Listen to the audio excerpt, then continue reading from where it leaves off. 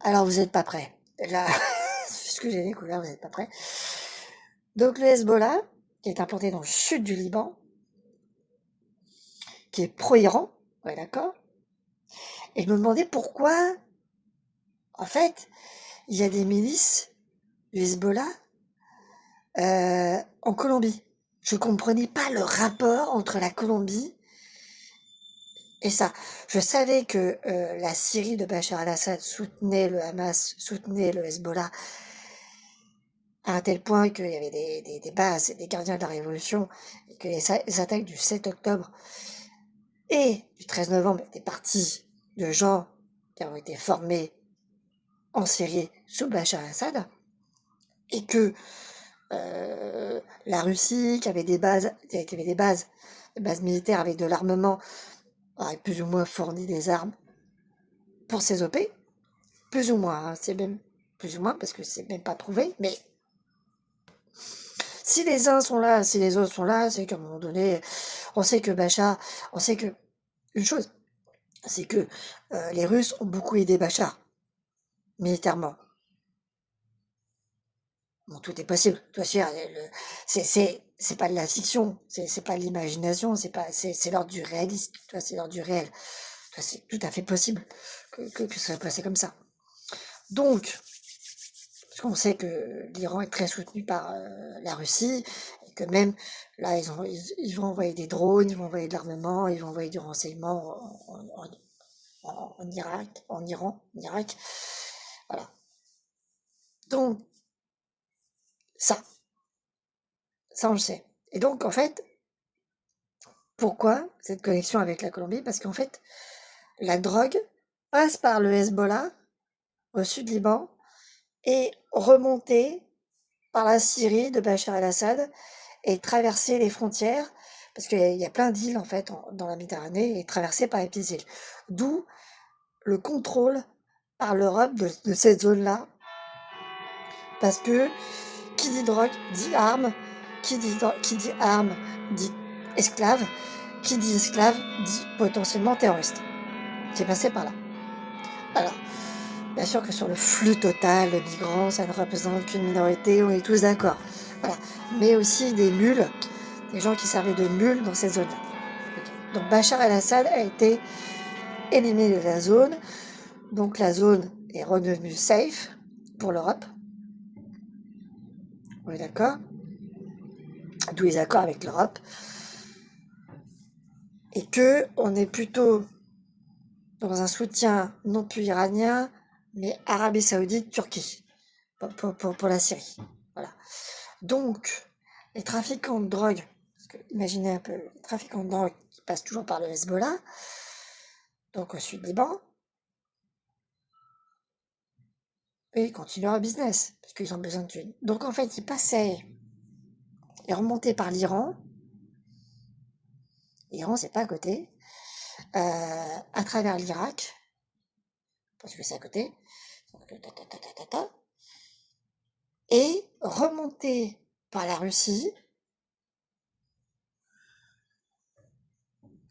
mais alors par la Russie, pas côté, peut-être côté géorgien, mais en faisant, ouais, peut-être côté géorgien, en remontant par la Géorgie ou par le côté tchétchène, tu vois, par le côté tchétchène, parce que au mieux, t'as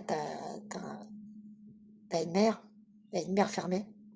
Enfin, c'est une mer Caspienne qui est au milieu, il me semble. Donc, soit ils remontaient par l'autre côté, ce qui ne m'étonnerait pas, parce que les Tchétchènes ne sont pas connus pour être très regardants, et arrivent en Europe,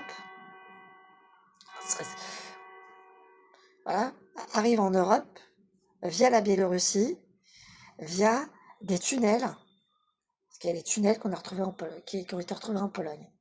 Donc ça veut dire que la Russie, bah, si elle laisse passer, c'est que ça l'arrange. Donc il y a du pognon qui doit passer à travers les oligarques et à travers, parce que le FSB contre. Il faut savoir qu'il y a beaucoup de chefs de province, de présidents, de gouverneurs de province qui ont été mis en place par Poutine, qui sont des anciens du FSB.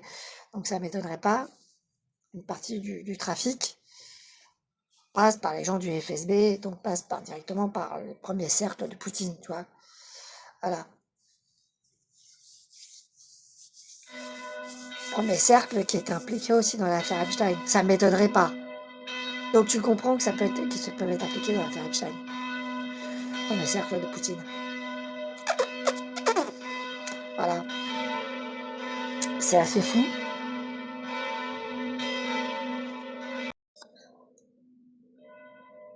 On finit, on finit. C'est vraiment de la folie furieuse. Tu vois, quand tu regardes tout ça. Donc, il y a peut-être une partie de la drogue aussi qui passerait par Kaliningrad, ville, cité enclave dans la mer du Nord, et certains bateaux arriveraient au Havre, à Cherbourg, ou en Europe. Il y a beaucoup de trafic qui passe par là, pas par la mer du Nord. Ce qui expliquerait pourquoi certains trafics arrivent par la mer du Nord. Donc dans ces bateaux fantômes, il y aurait potentiellement aussi des trafiquants. D'où le contrôle de ces bateaux fantômes. Tu vois? Il n'y a pas que du pétrole qui circulerait par là. Donc là, dans la flotte fantôme russe, il n'y aurait pas que du pétrole, en fait. Bah, si on imagine le pire. C'est assez fou. Et peut-être même que les vols militaires qui vont à Kaliningrad sont chargés de produits pour alimenter les bateaux qui partent de Kaliningrad et qui sont dans la flotte fantôme, etc. Enfin, tu peux même imaginer le pire. Hein. Tu peux aller jusque-là, tu vois. Et tu peux même aller encore plus loin dans le délire parce que beaucoup de gouverneurs de provinces russes sont des membres du FSB, passés par Poutine. Donc on peut aller encore plus loin dans la folie furieuse. Donc on peut rajouter encore une couche dans la folie furieuse. Le trafic. Aussi fou que ça.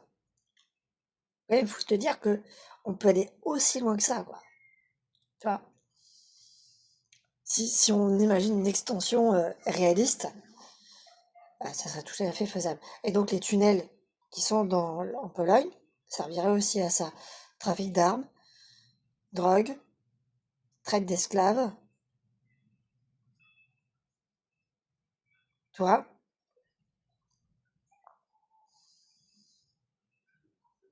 C'est aussi fou que ça. C'est aussi fou que ça. Voilà. C'est quand même te dire que c'est aussi fou que ça. Voilà. Alors ça n'excuse pas le fait de les noyer, de faire ce qu'on fait, de fait qu'ils meurent, que des migrants puissent mourir en pleine mer, ça n'excuse pas, on est d'accord. Ça reste un crime. Mais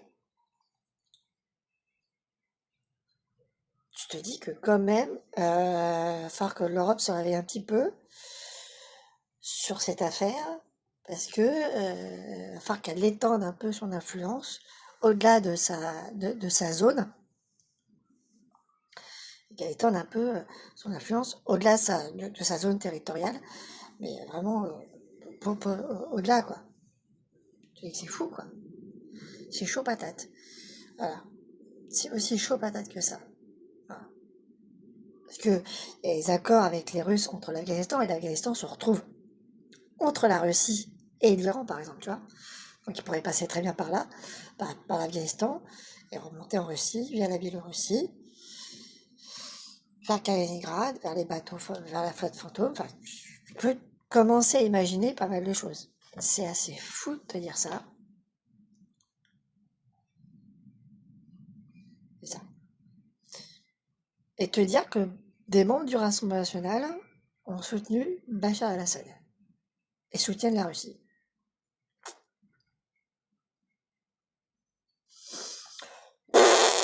Écoute, mon gars, démerdez-vous avec ça. Hein.